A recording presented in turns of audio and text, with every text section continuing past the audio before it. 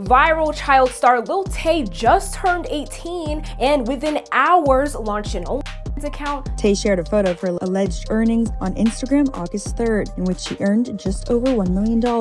For years, there's been conversations about her family trying to use her for money, and people are just absolutely sick and worried. Who gives a f? People have to say? Lil Tay rich and finna get richer! Alright, let's just jump into it, because Lil Tay turned 18, and within 3 hours, she's claiming she made over $1 million on OnlyFans. And yeah, that number alone is wild, but honestly, that's not even the most disturbing part of this story. Because what's blowing people's minds isn't just the money, it's the fact that you've got strangers online openly admitting they've been counting down to this for years. And every male has been counting down to it and literally telling me to drop the link the second I turn 18. And the people in her life either letting it happen or maybe even helping set it up. So today we're gonna break this down. Where she came from, how the youngest flexer brand got built, why this launch was timed down to the literal minute, and the big, ugly questions about who's really pulling the strings here. All right, before we talk about the midnight launch and that giant "I just made $1 million" claim, you gotta know, Lil Tay's career didn't pop out of nowhere. This was not some random kid going viral on accident. This was a brand, and it was engineered. Go back to 2018. She's 9, calling herself the youngest flexer of the century, flashing stacks of cash,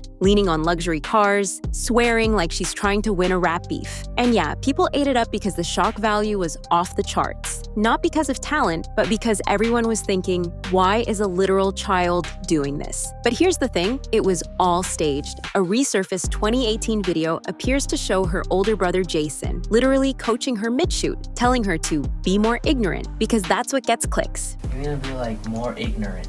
You have to be like, ooh, Lil Tay out here. Reports tie him to running her accounts, scripting her lines, controlling the whole vibe. And her mom, she had to resign from her real estate job after getting caught using her boss's Mercedes and $1 million listings as props for Lil Tay's videos. So from the start, this wasn't a child building her own platform. This was adults, family, crafting a persona that was meant to provoke people. And let's be real, when you build a brand around shock value, you condition an audience to expect bigger and bigger stunts. Which is why, years later, when her Instagram suddenly says she's dead, people weren't sure if they should mourn or call BS. Fast forward to August 2023. Out of nowhere, her Instagram posts a statement saying she and her brother are dead. The internet explodes. Shock, RIP posts, "I knew this would end badly" comments. And yeah, a whole lot of skepticism. And then 24 hours later, she's back. Meta, the company behind Instagram, confirms her account was hacked. But there's no memorial, no family statement, no clear explanation. It just disappears from the feed like it never happened. And almost immediately, she's pivoting. A few weeks later, she drops Sucker for Green. The video's vibe is totally different. Glossier production, more mature styling, more "I'm grown now" energy. Still safe for YouTube, but definitely edging toward a brand that could lead into more adult territory. And here's where the skeptical side of me, and probably you, starts raising eyebrows. Because it's one thing for a grown adult to make a marketing move like that, it's another for someone with a history of family members steering her image since she was a kid to suddenly pivot into a more lane right before her 18th birthday. That doesn't happen in a vacuum. Was it all part of a long-term plan? We can't say for sure. But it's not crazy to think that when you've got a family and a fan base primed for escalation, the 18th birthday launch isn't just a random idea. It's the payoff. So here's where it gets, honestly, disgusting. The day she turned 18, Lil Tay says she filmed at exactly 12:01 a.m., the very first legal minute she could, and uploaded the footage days later when her new page went live. She also claims she made about $1 million in just 3 hours. That's subscriptions, tips, private messages, the whole breakdown. But let's be real here. Those numbers are unverified, but that 12:01 a.m. line is doing a lot of heavy lifting. It's her way of preemptively shutting down people who think she might have filmed while underage. And yeah, if that speculation were true, it would be a massive legal issue. But she's denying it, saying it's all freshly 18. Still, let's not pretend the rollout didn't look way too polished to be an overnight thing. The hair, the makeup, The production value? That kind of prep doesn't just happen at 12:01 in the morning. And the imagery? Not helping. You've got her in a shirt reading Star in Training, and reportedly talking in live streams about how every male had been counting down to her birthday.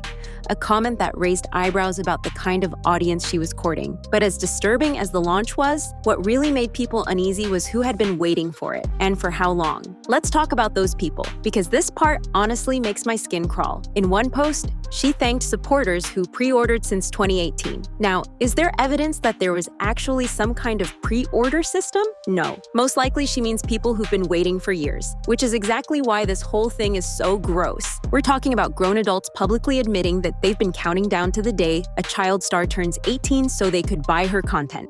Even if you strip away the dollar figure, whether it's real or exaggerated, that's a massive red flag. This isn't just a get the bag moment. And here's the part that's hard to ignore. A launch like this doesn't just happen because an 18-year-old wakes up and decides to do it. Someone had to plan this. Someone had to approve it. And someone, probably more than one person, chose not to stop it, allegedly. And that brings us to her family. Her brother Jason was a major part of her early career. A resurfaced 2018 video appears to show Jason coaching her to be more ignorant to get views. Reports linked him to controlling her accounts, scripting her lines, and shaping her image. Fast forward to this year, and there are circulating clips that appear to show the two of them fighting on camera. He's questioning what she's doing, she's throwing it back in his face, bragging about money, calling him broke. We don't know the full story there, but if you know his history in building her brand, it's hard not to side-eye the whole exchange. Then there's her dad. Days after the launch, he's telling TMZ he's not going to monitor her page, and he's not judging her decision. And really, you've got a daughter who just made one of the most controversial moves in influencer history, and your public stance is basically not my problem. So here's the skeptical read. What's confirmed? She claimed to make $1 M in 3 hours. She's pushing the 12:01 AMC narrative, and she's now leaning fully into an adult image. What's speculation? Whether anything was filmed before 18, the real size of that payout, and how much her family is still pulling strings behind the scenes. But based on what the pattern shows, this does not seem like it's just one teenager's decision. This is years of planning, years of priming an audience, and adults, both family and strangers, who either look the other way or actively set it up. Allegedly. So, when you zoom out, this whole thing stops looking like a random she turned 18 and made a bag moment, and starts looking like a very calculated, very long game. From a 10-year-old doing staged flex videos, to a hacked Instagram death hoax, to an I'm Grown Now rebrand, every major chapter in Lil Tay's career has been planned to make noise. And here's the uncomfortable part. That plan only works if you've got an audience willing to play along. In this case, we're talking about people who admit they've been waiting for this since she was a kid. That's not just creepy, that's predatory. And while those buyers are a huge part of the problem, they're not the only ones. A launch this calculated doesn't happen without people close to her making decisions, or choosing not to intervene at every step.